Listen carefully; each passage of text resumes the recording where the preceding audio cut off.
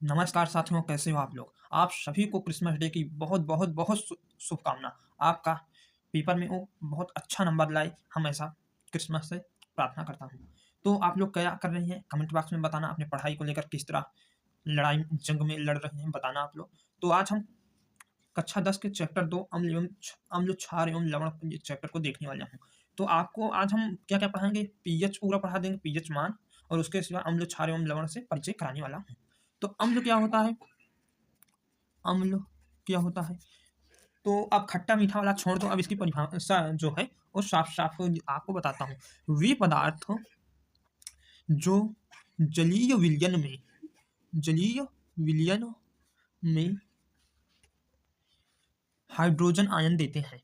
वे पदार्थ जो जलीय विलयन में हाइड्रोजन आयन देते हैं अम्ल कहलाते हैं। क्या कहलाते हैं? अम्ल आयन देते हैं, अम्ल कहलाते हैं। तो आप लोग को इतना तो अच्छी तरह से पता हो गया कि अम्ल किसे कहते हैं। अब जैसे आपको बता दूं एग्जांपल लेकर, HCl है, उसको हम जल में घोलेंगे तो एक ये H प्लस में टूट जाएगा और Cl जो है वो माइनस में टूट जाएगा। एक और उदाहरण ले लेता हूँ, NO3, ये भी बहुत खतरनाक एसिड है। तो इसमें भी ये H प्लस में टूटेगा और NO3 जो है वो माइनस में टूट जाएगा। तो ये अम्ल की परिभाषा और उदाहरण हो गया। अब हम लोग क्षार को देखता हूँ कि क्षार किसे कहते हैं और क्या होता है।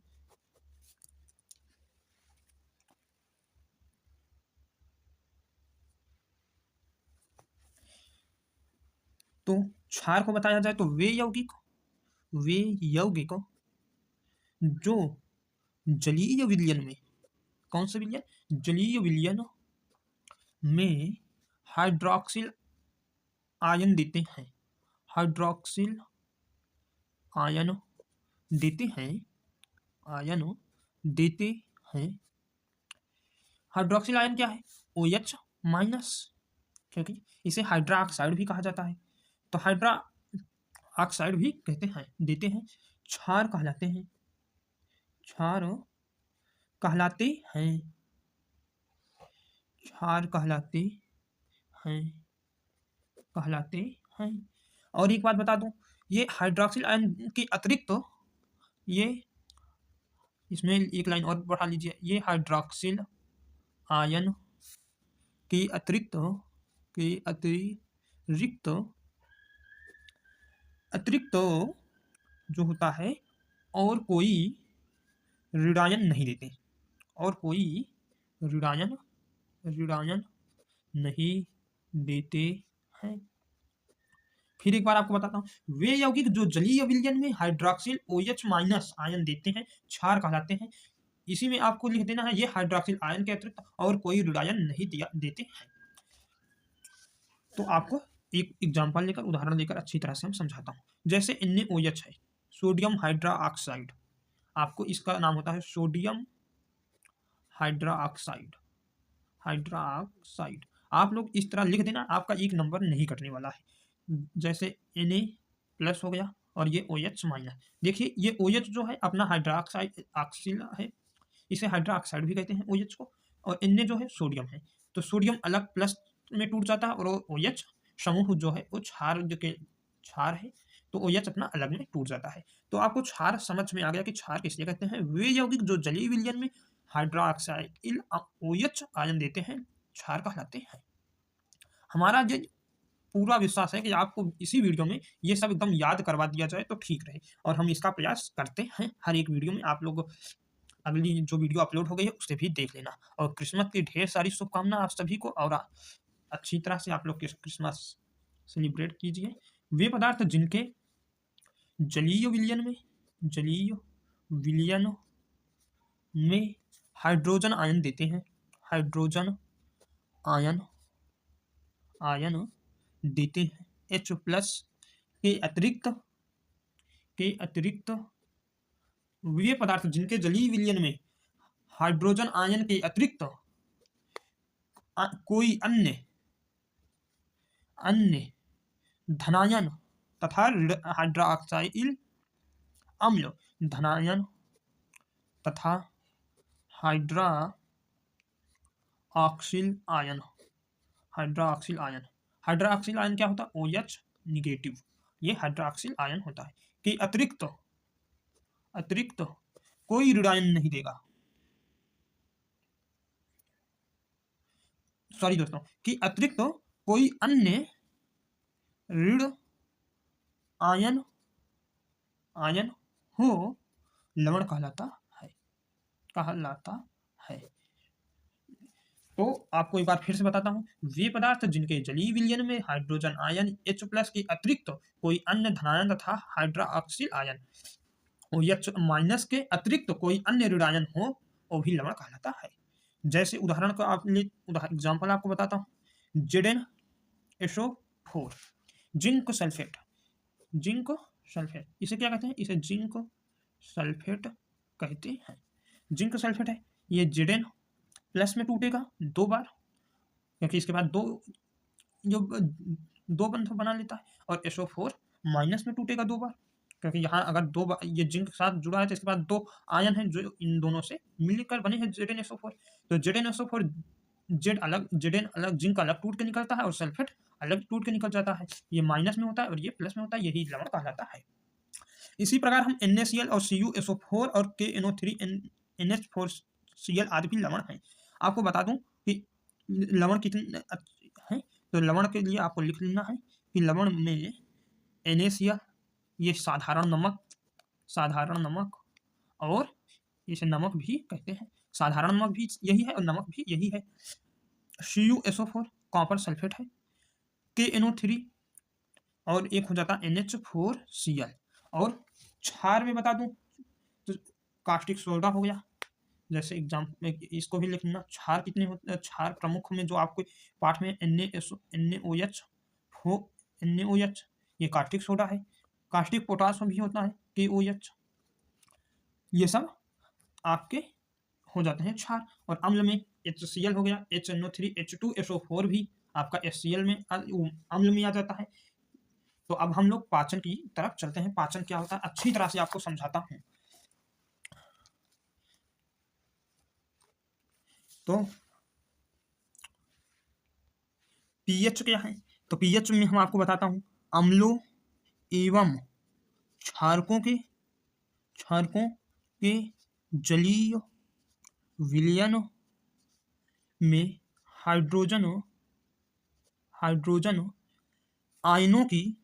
आयनों की सांद्रता मापने की इकाई है। अम्लों एवं क्षारकों के जलीय विलयन में हाइड्रोजन कितना है, उनके आयन कितने हैं, उनकी सांद्रता मापना है, तो हमें पीएच का आवश्यकता पड़ता है। पीएच में होता है, एक स्केल होती है 0 से 7 तक, और ये 14 तक होता है। इतना जो है वो अम्ल होता है और इतना जो होता है वो क्षार होता है। तो 0 से 7 के बीच में अम्ल होता है और 7 से 14 के बीच में क्षार होता है, और जो 7 पर आ जाता है वो उदासीन कहलाता है। उदासीन अपना 7 पे होता है, और 7 से 14 क्षार और 0 से 7 अम्ल होता है। और एक बात बता दूं दोस्तों, लघुगणक जो होता है वो पीएच बराबर हो जाता है -log H+। आप जब किसी का मान निकालोगे तो हाइड्रोजन का मान यहाँ पर रखना, लघुगणक कब निकाल लेंगे तो हो जाता है, निकल आता है कि कितने या लीटर सांद्रण है आयनों का है। तो इसका जो मात्रक है, मात्रक की अगर बात करें हम लोग तो ये हो जाता है मोल प्रति लीटर हो जाता है इसका मात्रक। और शुद्ध जल में आयनों का सांद्रण कितना होता है, तो आपका शुद्ध जल में आयनों का सांद्रण जो होता है वो हो जाता है 1 × 10⁻⁷ मोल प्रति लीटर हो जाता है। अब हम लोग दैनिक जीवन में पीएच का क्या महत्व है उसके बारे में पढ़ने वाले हैं। तो पहला हम चलते हैं अपने शरीर के ऊपर से स्टार्ट करेंगे, क्योंकि हम दुनिया में सबसे खास हमारी शरीर होती है, फिर उसके बाद सब होता है।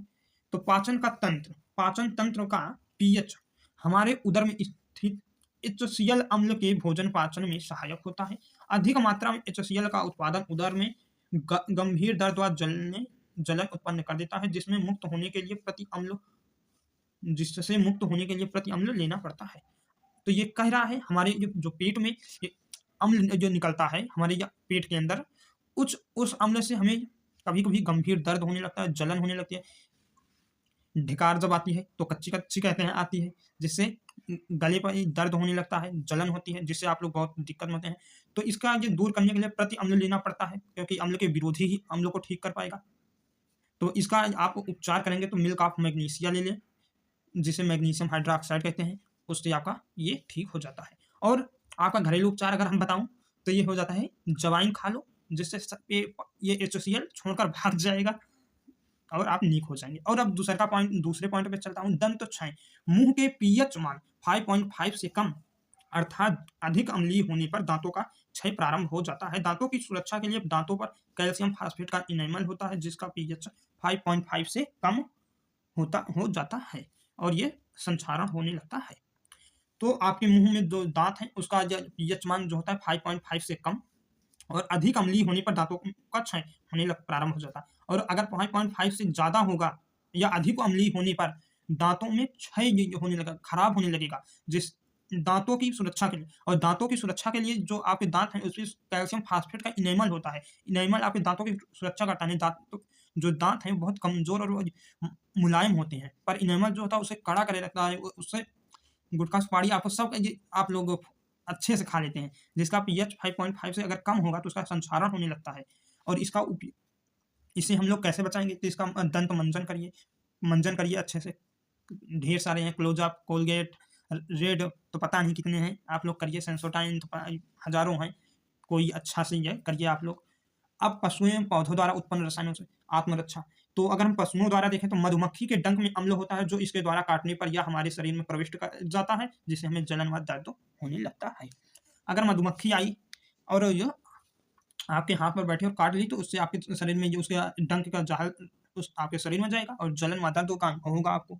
तो इसको जो ठीक करने के लिए आप बेकिंग सोडा का प्रयोग करिए, ठीक हो जाएगा। और आपको बता दूं, यही सब आपको इसमें लिख देना कि मधुमक्खी के डंक में इतना उपयोग होता है इसका दैनिक जीवन में। पौधों में अगर बात करें तो कई पौधों से हानिकारक अम्लों का स्राव होता है, जैसे निटल एक शाकीय पौधा है।